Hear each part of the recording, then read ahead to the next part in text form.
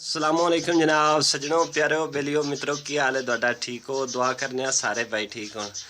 अच्छा अज दी वीडियो बड़ी दिलचस्प है और ये सैटिंग के बारे कि गर्मियों के विच असी किस तरह अपनी पानी नू बहुत ज़्यादा हाई क्वालिटी नाल वधा भी सकने और घटा भी सकने। सर्दियों भी वधा घटा सकने लेकिन सर्दियों की कुछ इस तरह की सैटिंग होर हुंदी है और गर्मियों की सैटिंग कुछ होर हुंदी। ठीक है, इनके बारे अज मैं अपने भरावां नू बड़े मुख्तसर जे तरीके नाल इंशाअल्लाह ताला दसांगा और सारी तफसील दसांगा कि किहड़े किहड़े पासों एक नहीं काफ़ी चीज़ां ने कि जिंदे विच तुसीं पानी वधा सकते हो। ज़रूरी नहीं कि एक सैटिंग की तो उहदे नाल पानी वध गया, होर भी काफ़ी सैटिंगां ने जिन्हां नाल तुसीं करके पानी वधा सकते हो। ठीक है, तो सब तो पहले असीं शुरू करने अपना कि असीं पानी किस तरीके नाल वधा सकने। ठीक है, अगर तुहाडे इन्वेटर की सैटिंग 50 के उत्ते ठीक है तुसीं 55 ते फ्रिक्वेंसी करके फिर भी तुसीं पानी वधा सकते हो। जिस तरह ए देख रहे हो ना, अगर पी इत्थे चले जाइए P0 दे विच, ठीक है ना, P0 दे विच चले जाइए तो असीं इत्थे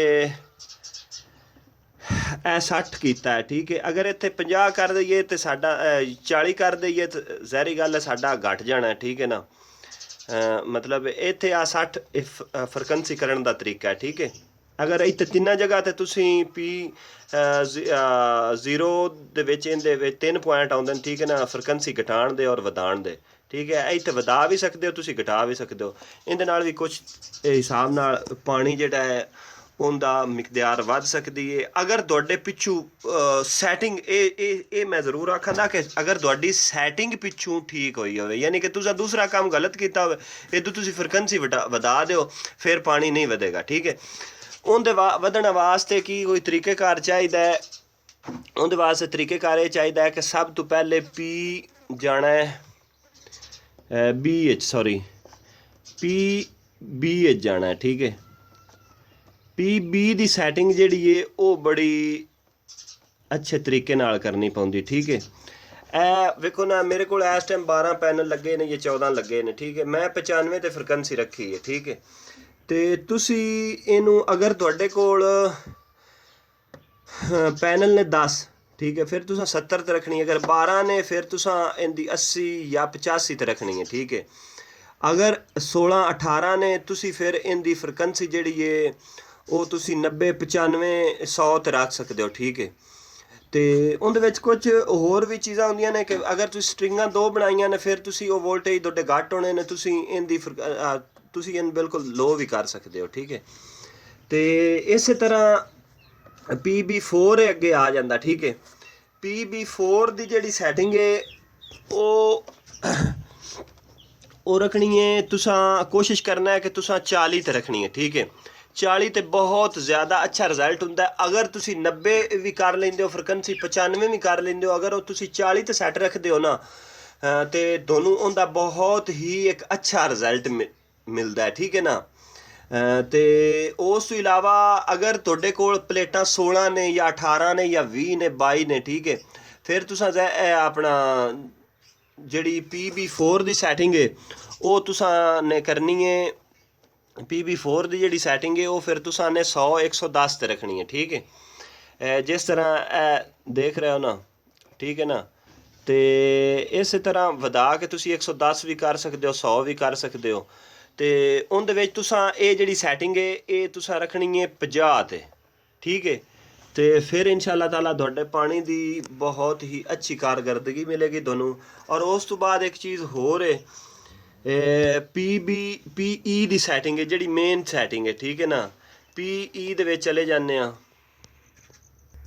PE दे विच आ गया। PE दे विच असीं कोड दिता। ठीक है, अपना सॉरी कोड मेरा अच्छा ऐसी कोड दे दिता। मेरा कोड है 63128। आम रूटीन INVT का कोड हुंदा है 40721। ठीक है ना, 40721 मेरा कोड है 6328। ठीक है, ये खुल गया।